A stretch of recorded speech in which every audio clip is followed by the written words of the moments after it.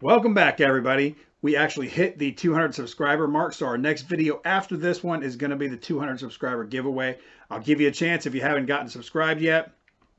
Go ahead, go down there and subscribe, and you'll still be entered in that giveaway. It'll just be a next. We'll probably do like an opening or something like that, and then, add the 200 subscriber giveaway on that. I'm getting the prizes all together and all that. But currently, we're going to move on to our list. We're on the Colorado Rockies, and I can tell you it was actually a little bit shocking when I got done with this list. I hope you guys enjoy. Let me know if you disagree, agree, want to hear more of other players. Just let me know down there in the comment section. We're going to go ahead and get started. We have come to everyone's favorite part, the who did this fool leave off the list part. So we're going to get into that. We start off with Ezequiel Fernandez. Fernandez put up big numbers last season in single-A Fresno, hitting .284 with 21 home runs and driving in 109 RBIs. You may be thinking, then why is he not in your top 10 list? You probably are. Well, it really has more to do with positioning more than ability. Do I think he has a talent to make the majors? For sure. Do I think he can drive in a lot of runs, especially in Colorado? No doubt.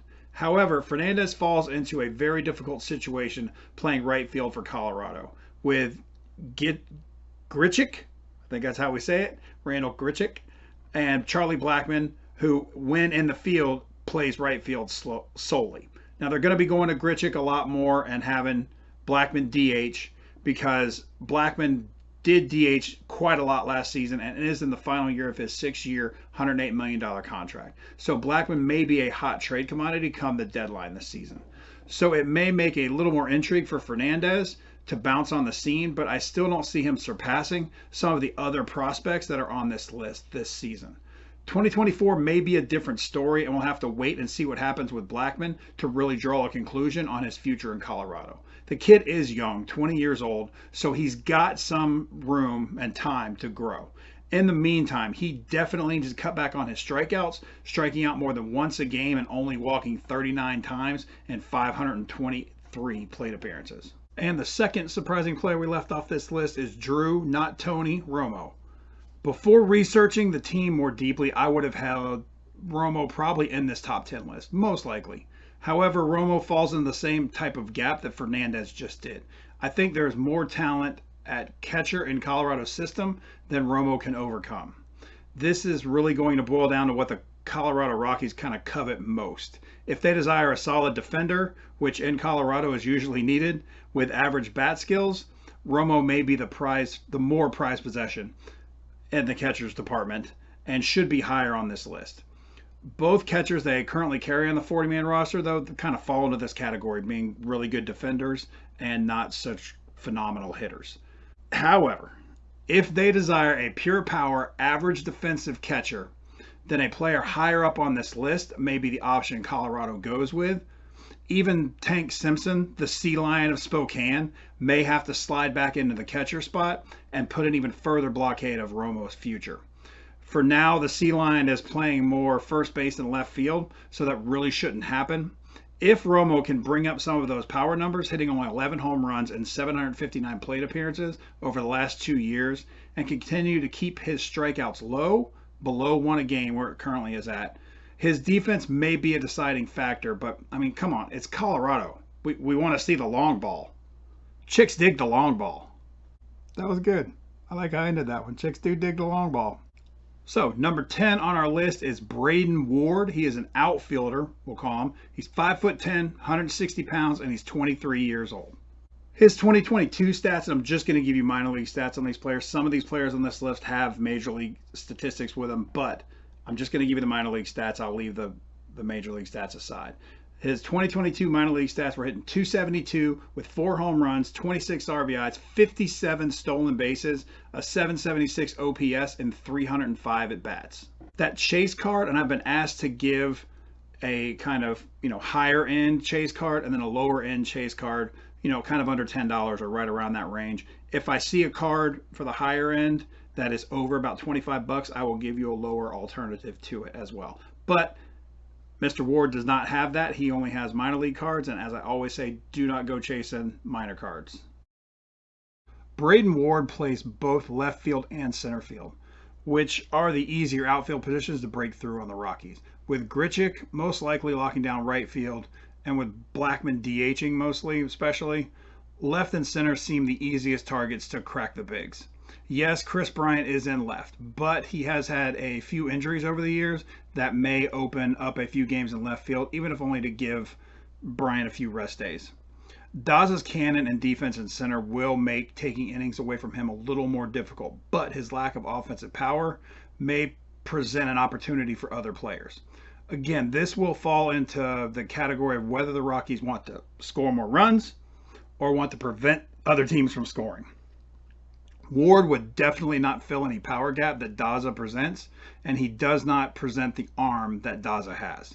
However, he has speed for days, stealing 57 bases last season in only 100 ball games, and that speed translates to great outfield coverage for Ward, which may help compensate for that weaker arm than he has in Daza.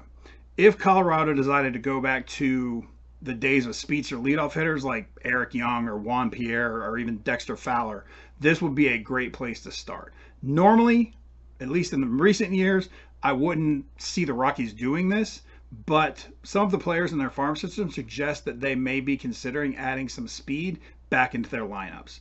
When you only have one player, and I think that was Garrett Hampson that stole 12 bases, but when you only have one player steal more than 7 bases for you in 2022, it may be a good thing to look into.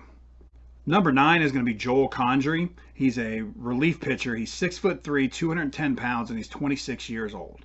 His 2022 stats were he was 3-0 with a 1.25 ERA, a 1.1 WHIP, 7 saves, 1 hold, 24 strikeouts, and 21 2/3 innings pitched. That chase card of his is going to be minor league card.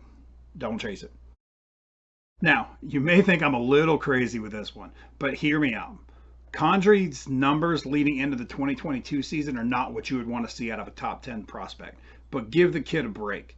In college, he played shortstop and only pitched 2 2/3 inning his final year.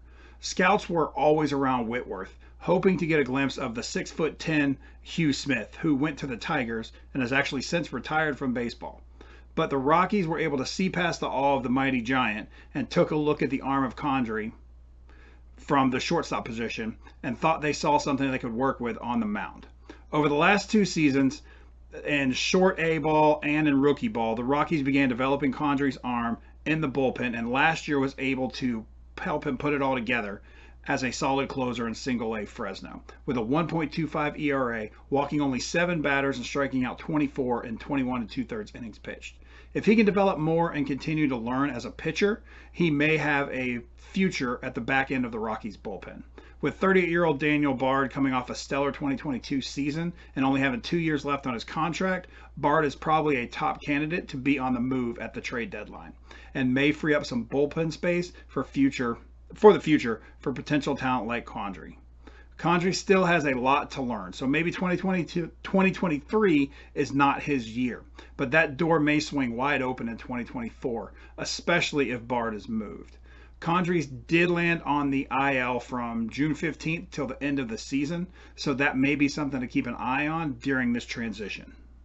And also, while we're cutting people slack, I would like to cut me some slack here on these names. I do my best. I know you guys always try to correct me. I definitely appreciate it. I'm trying to watch videos and learn and get everybody's names right. But we're going to move on to number 8, and that is going to be Warming Brenabel. He is a third baseman. He's on the 40-man roster. He is 6 foot even, 180 pounds, and he's 20 years old. His 2022 stats were hitting .313 with 14 home runs, 71 RBIs, 23 stolen bases, an .869 OPS, and 367 at-bats. Now that chase card, and this is the one I'm going to give you the budget one and an actual chase card. The top chase card is going to be a 2022 Bowman Chrome Prospects Auto, and that range is about $30 to $35. The budget one, if you want to chase it, is going to be a 2022 Bowman Chrome Prospects Refractor, numbered to $499. It's about $10 to $12. I don't know about you guys, but I seem to have a ton of base Bowman cards of Brenabel. So of course I took a deeper look into him throughout the year. Warming of course has a few roadblocks ahead of him, as most players do. But I see a bit of an opportunity for him if a few things kind of fall into place. He is on the Rockies 40-man roster, so step 1 complete. And although generally listed as a shortstop, has been playing third base, which helps sidestep his biggest roadblock further up this list. With the slight decline in 2022 of Brendan Rodgers, off his admirable 2021 season, there may present an opportunity where Brenabel picks up some games at second base, or ideally, the Rockies move McMahon back to second and turn third base over to Warming. It is an interesting idea. Brenabel presents solid power and above average speed, which is something the Rockies are lacking at the major league level, as I said earlier. He gets on base, he can get himself over, and he drives in runs when called upon. He has cut down a little on the outside strike zones that he likes to swing at and has slightly bumped up his walk numbers. Both of those are huge concerns coming into the season for him. In Colorado, his ceiling would be extremely high, but he still would need a few things to kind of tumble his way. If Rogers were to struggle to start this season off, look for McMahon to slide back to that second base a little more and Warming to maybe get a shot at playing third. Number 7 is Brenton Doyle rules. Not really, it's just Brenton Doyle. Plays center field. He's on the 40-man roster. He's 6'3", 200 pounds, and he's 24 years old. Those 2022 stats on him are hitting .256 with 26 home runs, 77 RBIs, 23 stolen bases, a 773 OPS, and 507 at-bats. That chase card on him is just going to be 1 because it's pretty cheap. It's a 2022 Bowman Chrome Prospects Auto, and it's about $17 to $20. And don't go looking up Brenton O'Doyle autos. That's not O'Doyle. It's just Doyle. Doyle also made the 40-man roster, which is a great sign. And he has been impressive with both speed and power, hitting 28 home runs and stealing 23 bases last season. Mainly playing center field is also helpful if the Rockies decide to move off of the defense and just look to score runs. Or if Bryant were to go down and they had to move Daza over to left. Either way, Doyle makes an interesting prospect, and it will be intriguing to see what the Rockies do with him. There's not too much scouting on Doyle coming out of D2 Shepherd College, which allowed the Rockies to snag him in the 4th round. But Doyle has not disappointed. At Shepherd, he hit .392 his draft year, most of which a lot of scouts missed. He does have a tendency to strike out a lot, striking out 171 times in 132 games. But these days, if you can hit the long ball, teams are willing to overlook that. With his power and speed, if he can cut back on those Ks, he may find an everyday spot in the Rockies outfield in no time. Number 6 is Gabriel Hughes. He's a starting pitcher. He's in high A. He's 6'4", 220 pounds, and he's 21 years old. Now, he is have a 0-for-0 record with a 0.00 ERA, a .67 whip, and he has 1 strikeout in 3 innings pitched. That chase card on him is going to be a 2022 Bowman Chrome Draft Auto, and it's about $8 to $12, so I'm only giving you that one. Hughes was drafted number 10 overall by the Rockies in the 2022 draft. He started Gonzaga going 8-3 with 138 strikeouts and 98 innings while only walking 37. He was a two-way player for Gonzaga, but after being hit by a pitch on the throwing hand and causing him to miss the rest of the season, Gonzaga coaches talked him into remaining solely on the mound. He has never looked back, becoming a Golden Spike semifinalist and pitching for the USA Baseball Collegiate National Team. He features a 94 to 97 mile-an-hour fastball that scouts believe can actually improve a little more, as well as an 89 to 90 mile-an-hour slider, and he has shown good feel for a changeup.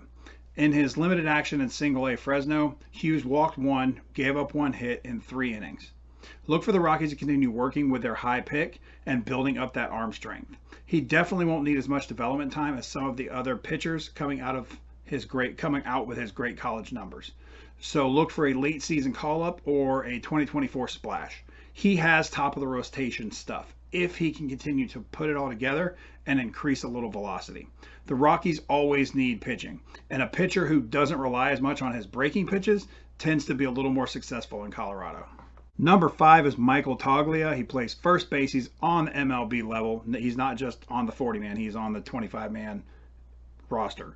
He is 6'5", 226 pounds, and he's 24 years old. His minor league stats were hitting .249 with 30 home runs, 83 RBIs, 8 stolen bases, an .851 OPS, and 429 at-bats. And he actually did have 111 at-bats at the major league level. That chase card on him, and I'm just going to give you the one, is a 2019 Bowman Chrome Draft Auto, and it ranges about $17 to $25. Toglia treads that line between being a prospect and not at this point, but I'm going to give him the benefit of the doubt as he did struggle in his limited major league action in 2022.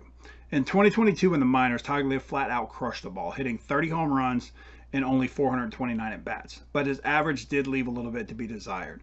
He definitely does suffer from the Joey Gallowips, if you'll call him that, striking out 149 times in 114 ball games, and falling off a little with his walks, walking 5 less times and only 1 less game in 2022. Toglia is a switch hitter with power from both sides of the plate. However, if I were in a pinch, I would want him hitting from the left side. He has been working on his swing from the right-handed batter's box, but in my opinion is still a better left-handed hitter. However, it affords Toglia a better shot to play every day if he can hit with power from both sides. Although Cron being such a better hitter against right-handed pitching, if Toglia were to steal at bats from him, it wouldn't be from Toglia's better side of the plate. I can see an opportunity for Toglia to face mostly lefties and give Cron the day off or at DH, but again, he is only slightly better in my opinion than Cron against lefties. With Blackman manning the DH spot, that doesn't free up too many opportunities for Cron and Toglia in the same lineup against right-handed pitchers. So Toglia will need to flourish against lefties if he's going to make a 2023 mark. Number 4 is going to be Ezequiel Tovar. He's a shortstop. He's at the MLB level, so he got a few at-bats last season. He's 6 foot tall, he's 162 pounds, and he's 21 years old. Those 2022 minor league stats are being .319 with 14 home runs, 49 RBIs, 17 stolen bases, a .927 OPS, and only 285 at-bats. That bigger chase card on him is going to be a 2021 Bowman Chrome Prospects Auto, and it's about $55 to $60. I actually just sold one about a month ago to somebody for around that price.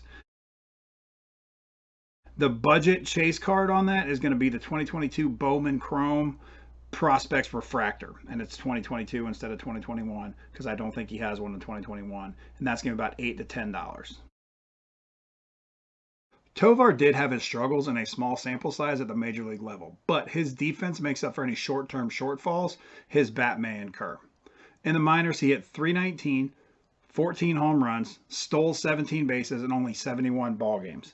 A hip groin injury kind of shortened his season. This adds to my point that the Rockies are methodically adding speed to their lineups, and I personally think it is a great thing. I think speed is missing in the game these days, and I love to see teams moving back towards that mentality. Tovar has plus speed, a plus glove, above average power, and has been working on getting on base more than doubling his walk ratio last season. The Rockies already have Tovar slotted to be their opening day shortstop, and I look for him to find success in the 2023 season. Shortstop is a premium position, so he will have a lot on his shoulders, but I think the 21-year-old can handle it. He may start the year with a brief adjustment period, kind of similar to what Bobby Witt went through last year. I'm not saying he's as good as Bobby Witt. I'm just making the comparison of the early season struggles and then coming on late. But I hope he will put it all together and have a lot of success for years to come. Although I don't think it will be a concern, but a hip groin injury for a speedster is always something to keep an eye on. Hopefully it does not turn into something that maybe end up being lingering. We don't want to let it linger. Number 3 is Sean, not Bobby, Bouchard, not Boucher. He is a left fielder. He's at the MLB level. He is 6'3", 215 pounds, and he's 26 years old. In the minors, Bouchard hit .300 even, hit 20 home runs, 56 RBIs, and 12 stolen bases for a 1.039 OPS and 260 at-bats. That chase card on him, and I don't recommend chasing, is actually a bit weird.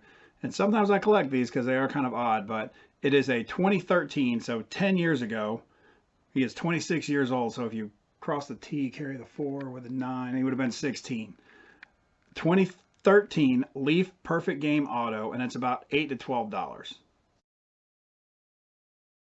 Bouchard is the closest to what I would call an all-around solid player. He has good speed, has good power, gets on base, and is admirable defensively.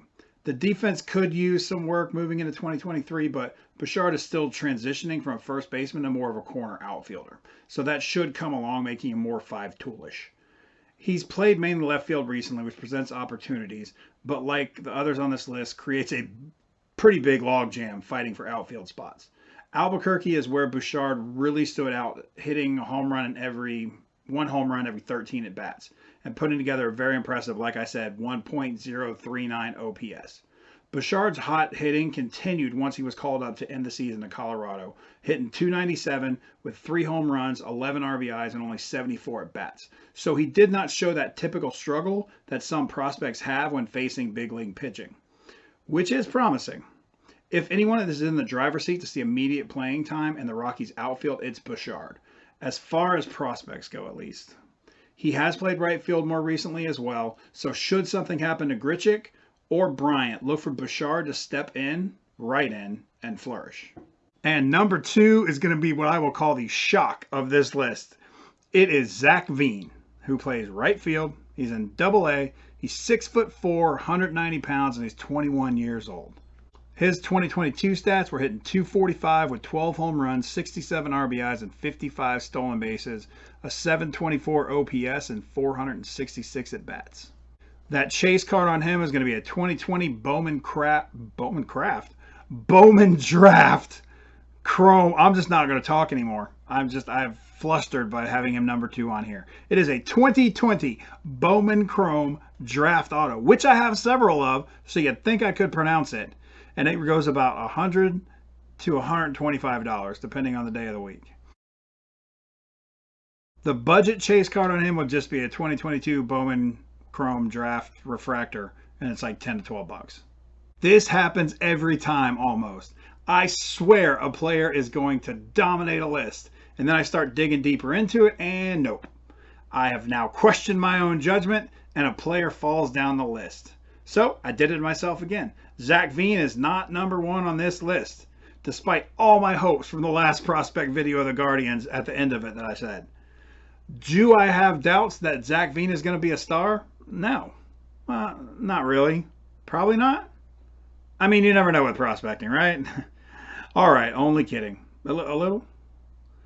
In all seriousness, as most of you know, Veen is probably the player I am most invested in as far as cards go. I have a ton of Zac Veen, and I never mind getting more of his product because I do think he has a potential to turn into something special. I have discussed him in previous videos, and I love his speed. He is tall too, standing 6'4" and only weighing 190 pounds. At 21 years old, I think he can add more muscle because he does have a big frame and increase those power numbers. He stole 55 bases last year, adding to the 36 that he stole the year before. Coming out of Spruce Creek High School, Veen was considered the top prep hitter in the nation before he was drafted in 2020, 9th overall by the Rockies.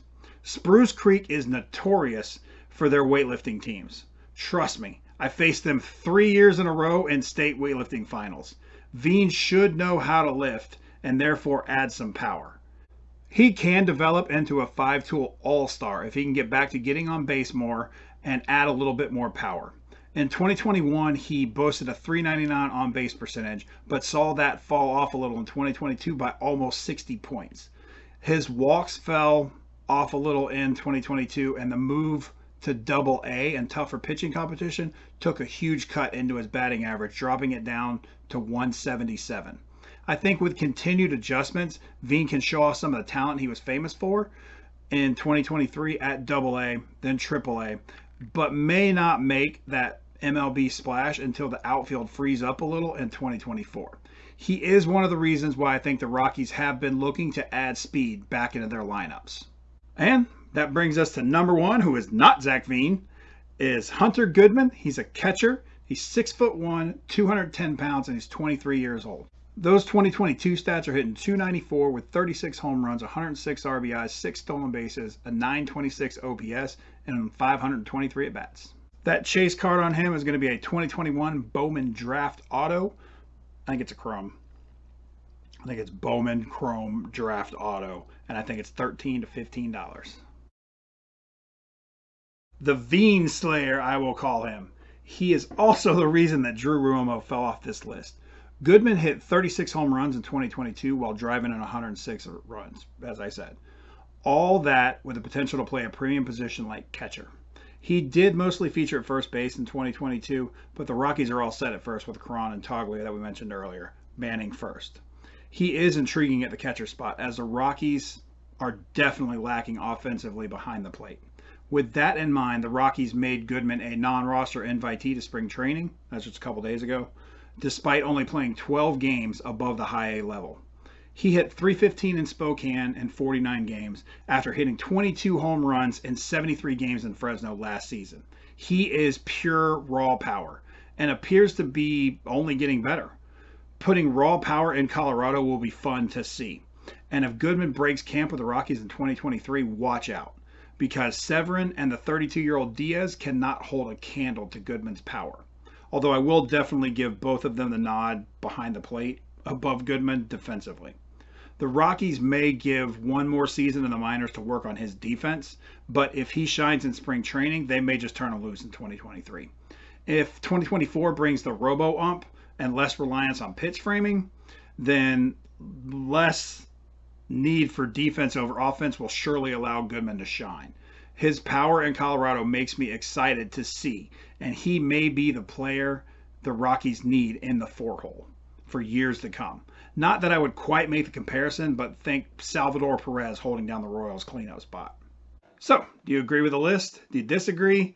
I'll tell you what, a week ago I would have disagreed with the list. So, let me know what you think down at the bottom. Let me know if there's any players I missed or anything you want an update on. I will definitely look it up for you guys, and I will fill you in as best I can. But we will be moving on to the next video, which I think I will double check, but I think it's the Detroit Tigers. But let me double check that real quick. That is correct. Detroit Tigers. And please bear with me if I do mention Adenzo Reyes a couple of times. I actually have a Bowman First auto number to 5 that I got in a box break of his, so I'm hoping for like huge things like the Wander Franco $250,000 card.